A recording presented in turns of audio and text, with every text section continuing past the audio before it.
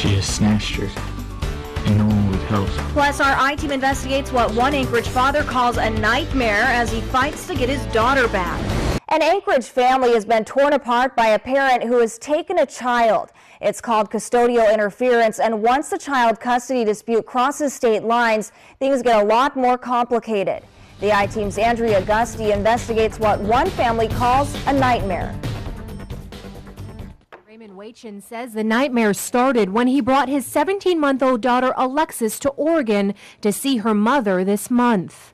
A few days into the trip, the baby's mother disappeared with her from a grocery store. She just snatched her, and no one would help. No one down there cared. According to federal law, Alaska should have jurisdiction over the case because Alexis has lived in Alaska for more than 6 months. But Oregon officials would not recognize the Alaska jurisdiction when Raymond went to them for help. I tried to go to the police department. The police department refused to help me, and the officer told me that I would just have to buck it up. Even though I had an order saying that the state of Oregon could not make any ruling on custody because they do not have jurisdiction. I just don't understand how federal law can state something so clearly and they ignore it. Raymond isn't alone. Every year, parents all across the country and right here at home get into disagreements about who should have custody of the child.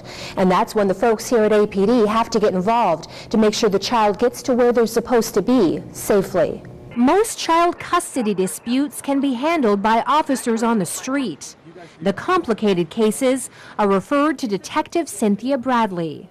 I probably talk to maybe 5 parents a year regarding custodial issues. In a case like Raymond's, things get more complicated because state lines were crossed. So you're dealing with multiple jurisdictions, you're dealing with multiple court systems. It's a lot of legwork and a lot of time for the parent in the process of filing court paperwork and making sure that they have all the documentation that they need. Now Raymond and his family are working to get all the paperwork they need to convince local Oregon law enforcement and possibly federal officials that Alaska is where this little girl should be. Custodial interference and parental kidnapping are huge issues and emotional ones for everyone involved. Now the I-Team is going to have a full investigation into Raymond's case tomorrow at 10. At APD headquarters, I'm Andrea Gusti, CBS 11 News.